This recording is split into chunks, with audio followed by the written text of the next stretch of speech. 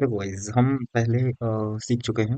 ये हमारी जो मैंने शॉर्ट्स वगैरह डाली हुई हैं उनमें आपने देखा होगा कि ये शीट हम प्रैक्टिस के लिए यूज़ कर रहे थे। एंड नाउ मूविंग फॉरवर्ड, अब हम इसके कुछ और फीचर्स एंड जो इसकी शक्तियां हैं उनके बारे में जानेंगे। एक्सेल हमें क्या प्रोवाइड करता है एंड कैसा क्या उसका फीचर्स है वो हम इस वीडियो में सीखने वाले हैं। तो आज हम एक्सप्लोर करेंगे इसके ये सारे रिबन बार के जो भी फॉर्मेट हैं या कहें जो भी इसके शक्तियाँ हैं उनके बारे में हम समझेंगे। File, home, insert, drop, page layout, formulas, data, review, view, developer and help tab. यहाँ पे बहुत सारे और भी टैब होते हैं बट हमने सिर्फ इतने ही ओपन कर रखे हैं क्योंकि हमारी इतनी ही ज़रूरत है। तो सबसे पहले हम फाइल मोड पे जाएंगे। एक्सेल कुछ ऐसा दिखता है, यहाँ पे कुछ blank workbook, welcome to Excel और यहाँ पे और सारे ऑप्शन, पावर क्वेरी, ट्यूटोरियल, ये सारी चीज़ें आपको देखने को मिलती हैं। आप चाहें तो यहाँ से भी देख सकते हैं। इधर में हमारे पास ऑप्शन मिलते हैं: new, open, information, save as, history, print, save, export, publish, close and यहाँ पे अकाउंट। मैंने अकाउंट क्रिएट कर रखा है, दैट्स वाई ये हमारा अकाउंट दिखा रहा है। ओके, कमिंग बैक, यहाँ पे अब हम सबसे पहले हमने फाइल के बारे में समझा एंड देन यहाँ पे कुछ आइकन्स हैं इनके बारे में समझ लेते हैं। यहाँ पे एक्सेल का आइकन मिलता है एंड देन यहाँ पे जैसे ही कर्सर मूव कर रहा है आप देख पा रहे होंगे। ठीक है, यहाँ पे सेव कंट्रोल एस, यहाँ पे दिख रहा होगा आपको सेव एस। कंट्रोल एस से भी हम सेव कर सकते हैं। यहाँ पे अंडो का फीचर है, यहाँ पर अंडो का फीचर आता है मतलब लेफ्ट, कुछ कंट्रोल जेड और कंट्रोल बाय जैसे ये फीचर्स हैं। और यहाँ पे हमें मिलता है और सारे कोई कोई क्वेश्चन जिनको हम देख सकते हैं। यहाँ पे हमारी प्रैक्टिस शीट के नाम से हमने फाइल सेव कर रखी है तो वो यहाँ पे देखने को मिलेगी। ठीक है, आप कमिंग बैक, यहाँ पे हमने पिछली वीडियो में सीखा था कि इसको क्या कहते हैं। ठीक है, जैसे यहाँ पे इसको एक सेल कहते हैं, जैसे एस एल नंबर लिखा हुआ है, ये रो और एक कॉलम से मिलकर एक सेल बनती है। जो सेल ही मैन कंपोनेंट कंपोनेंट है एक्सेल का। यहाँ पे आपको दिखेंगे ये जो ये आपको एक ए बी सी डी ये कॉलम कहलाते हैं आपके, ये वाले। और यहाँ पे नंबर से दिख रहे हैं, ये आपको 1 2 3 रहते हैं। ठीक है, आपको लास्ट कॉलम पे जाके देखते हैं कि यहाँ पे एक्सेल ने हमें इतनी कॉलम्स प्रोवाइड किए हैं एंड इधर हम जाके देखते हैं लास्ट में तो एक्सेल ने हमें इतने इतने सारे जो है यहाँ पे कॉलम्स प्रोवाइड किए हैं। ठीक है, तो मतलब ये हमने एक्सेल का ओवरव्यू समझ लिया है एंड देन अब हम यहाँ पे देखेंगे होम पेज में हमें क्या देखने को मिलता है। ठीक है, सबसे पहले हमें पेस्ट ऑप्शन मिलते हैं। ठीक, और यहाँ पे मैन मैन चीज़ें मैं बता देता हूँ, बाकी आपको जैसे जैसे हम एक्सेल पढ़ेंगे हमको सीखने को मिलेगी। ये वीडियो 10 मिनट से ज़्यादा लंबी नहीं होगी क्योंकि इंट्रोडक्शन है एंड फर्स्ट वीडियो है। और शॉर्ट्स वीडियो भी आएंगी थोड़ी बहुत मैं मैं सोच रहा हूँ थोड़ा ऑडियंस बिल्ड के लिए देन हम कोर्स लॉन्च करेंगे जो कि एक्सट्रीम लेवल पे होगा, जो आपको जॉब रेडी करके देगा एंड इंटरव्यूज की प्रिपरेशन के साथ हम उसको प्रोवाइड करवाएंगे।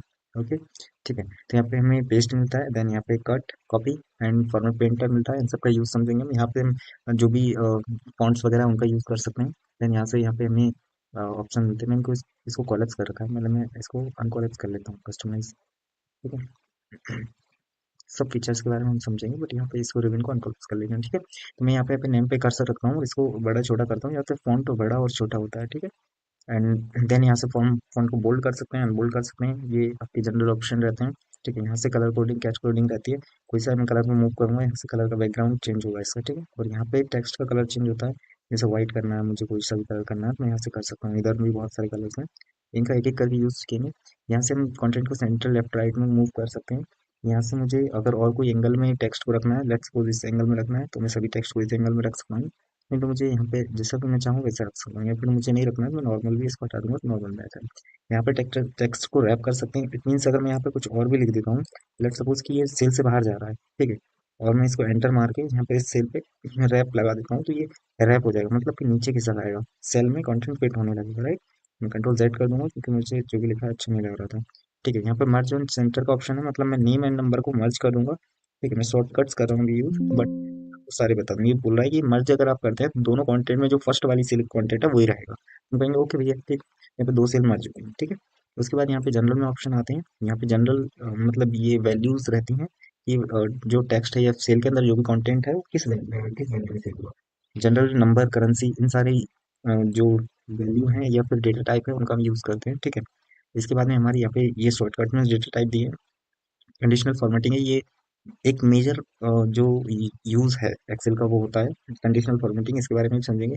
फॉर्मेट एज अ टेबल, यहाँ पे बहुत सारे टेबल दिए हुए हैं, मैं अगर चाहूँ तो इनबिल्ट टेबल भी यूज कर सकता हूँ। ठीक है, यहाँ पे नॉर्मल, बैड यहाँ पे दिखाया हुआ है, यहाँ पे गुड रहता है।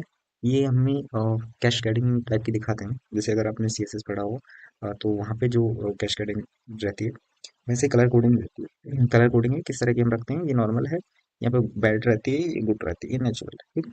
यहाँ पर बहुत सारी है, इंसर्ट करना, सेल के बीच में कंटेंट वगैरह यहाँ पर डिलीट करना रहता है, ऑटो सम वगैरह के फीचर्स, ठीक है। अब यहाँ पे ना हमने बहुत सारी चीजें सीख ली, अब हम बेसिक कुछ ऑपरेशन करेंगे, ठीक है।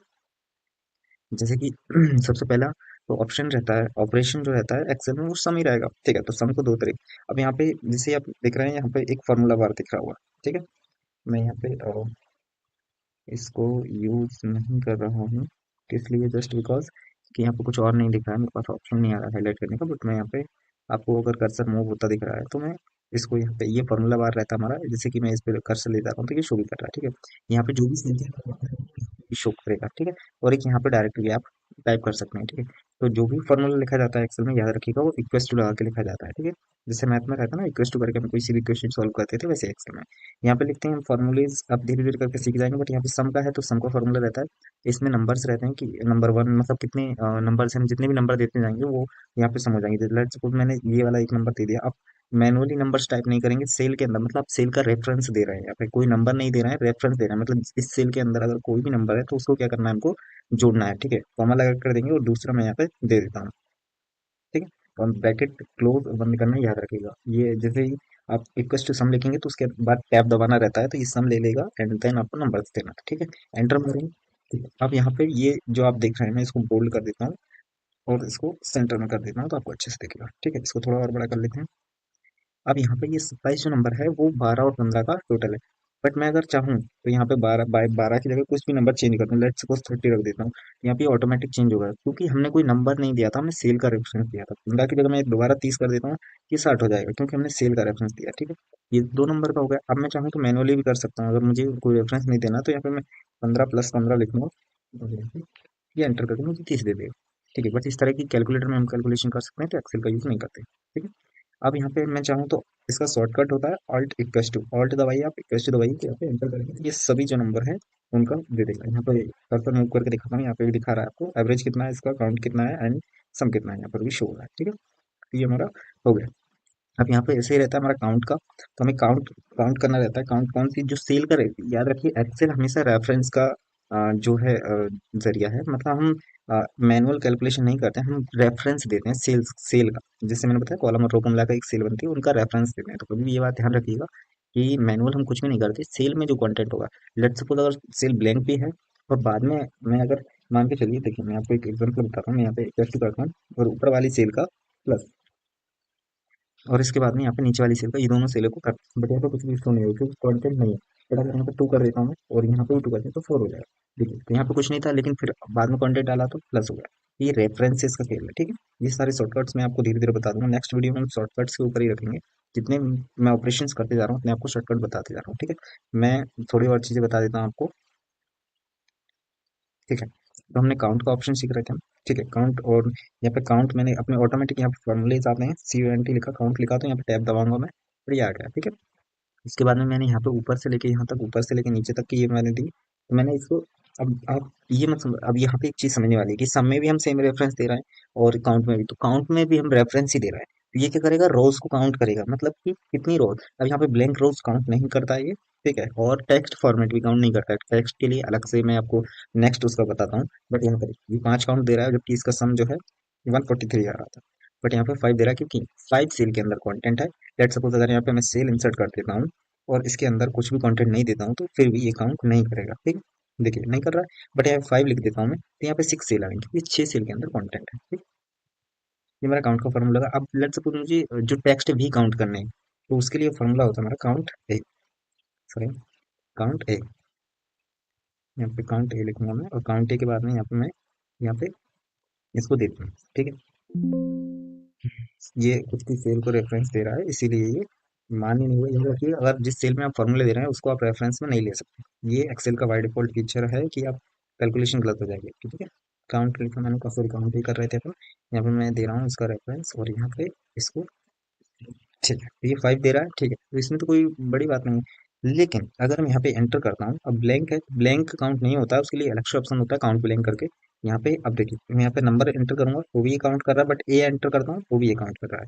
अगर लेट सपोज कुछ नहीं है, मैं ये एंटर करता हूँ तो ये काउंट कर रहा है, मतलब टेक्स्ट एंड जो नंबर दोनों काउंट करता है। ठीक है, अब हमारी नेक्स्ट जो ऑप्शन आता है वो आता है एवरेज।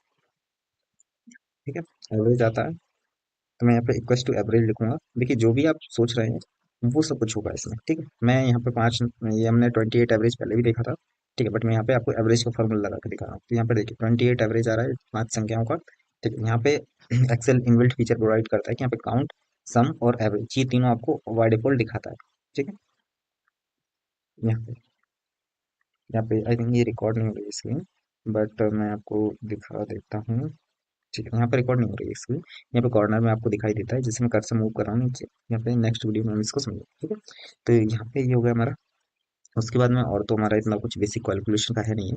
मल्टीप्लाई का है तो आपको जो है उससे आप मल्टीप्लाई कर सकते हैं। जैसे लेट सपोज मैंने इसको किया और स्टार लगा के मैं यहाँ पे एक और कोई सा नंबर दे देता हूँ, 13 to 30 कर, देखिए 900 आ गया। ठीक है, सेम डिवाइडेशन में मैं कोई भी दो नंबर दे रहा हूँ और यहाँ से डिवाइड कर रहा हूँ।